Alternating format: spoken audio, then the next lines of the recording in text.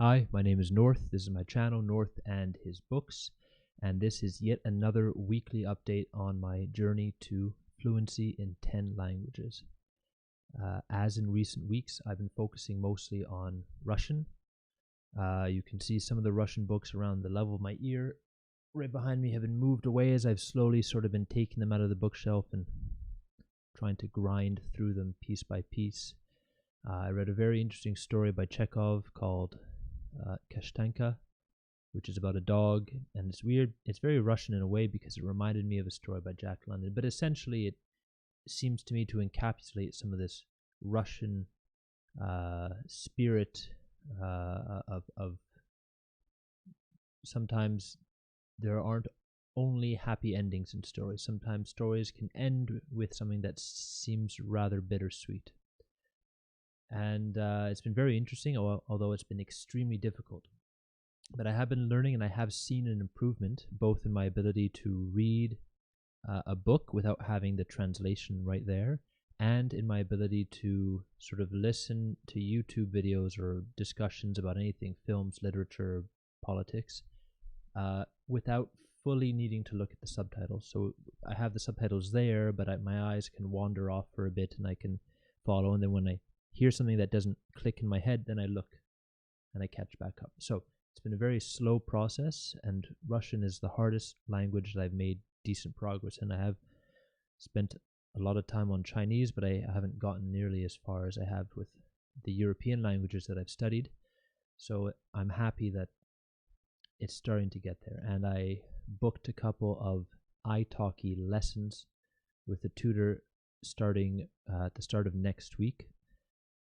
So given that they're very inexpensive, that Russian tutors tend not to cost as much per hour on the internet as, say, Dutch or Swedish tutors, I think I'll be able to use that a lot. So I'm going to try to transition from only sort of passively using the language by hearing and by reading to more speaking, because I still have a huge amount of difficulty and I have a lot more to go. My goal is in 2 months, so by the end of June, to be at the point where I can hold generally a good conversation in Russian on a variety of subjects, not just who I am and what I like to do in life, but also on what's happening with the Russian government, or what's happening with the vaccinations, or what's happening with different kinds of books or movies or what have you.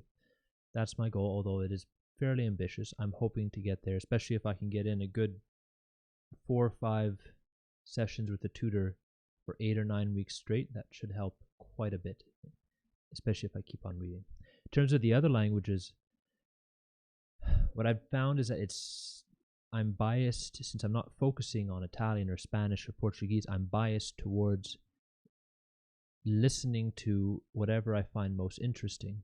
For example, I have subscriptions on my YouTube account to various channels, and I have very interesting Portuguese language from Brazil channels, and very interesting Dutch channels where people basically talk about philosophy or ideas or important things or news or what have you, and with much higher video production quality than, for example, what I have here on this channel.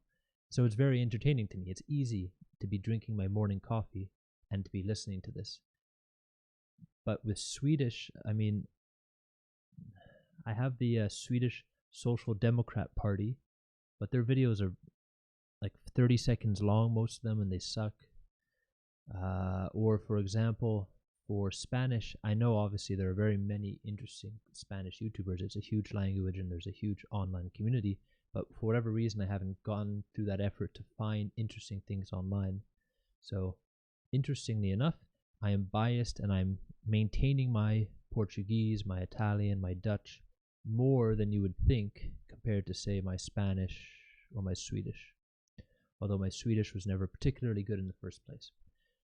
But overall, I'm happy. I'm in a better mood, at least, not only because the lockdown here seems to finally be ending, although that might not help my language learning goals, but also because as I advance bit by bit in Russian, I still find myself not getting that much worse in these other languages.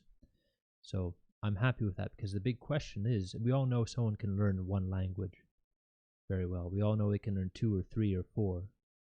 The question is, how much can you learn? How many words can you cram into your head before, by necessity, other words start flowing out? And I'm at that point. I mean, my Anki, God, I've got about 120,000 cards in total right now in it, although I've only learnt about 85,000 of those. And it's just a huge, huge number. And the amount of effort I put in, say, the past 10 days to manually add all these relatively obscure Russian words, sometimes these words and verbs that I already have 3 different ways of saying it in Russian, but there's a 4th way. I've got to add it, because or else I'm going to immediately forget it. It's incredibly draining. But at least with Russian, I feel I'm sort of towards the end of needing to do that quite a bit, and I'm starting on being able to actually enjoy the language. I hope in the next week or 10 days to make a video and post it online where I have to think of some clever way to sort of show, since I have so few subscribers, mostly for myself, what level I'm at in these various languages. Obviously, it's very easy to fake fluency online. I mean, I could prepare anything and then, I could probably spit out a couple of sentences in Persian if you gave me a few hours to prepare, even though I don't know anything about the language. So it's an interesting thing. I have to think about how to make it not awkward, but at the same time force myself to actually practice, because eventually I do want to have some sort of, not just speaking about it in English, but also to prove it to myself through these videos that I am actually making progress, so that one day, 10 years from now, I can look back and say, wow, although it doesn't feel like the last 10 years have done anything for me, I can see clearly how much worse my German was back then, or my Italian was, than it is now. Anyway, that's it for this week, and I'm going to post also shortly a couple of other videos on language learning topics. Thank you.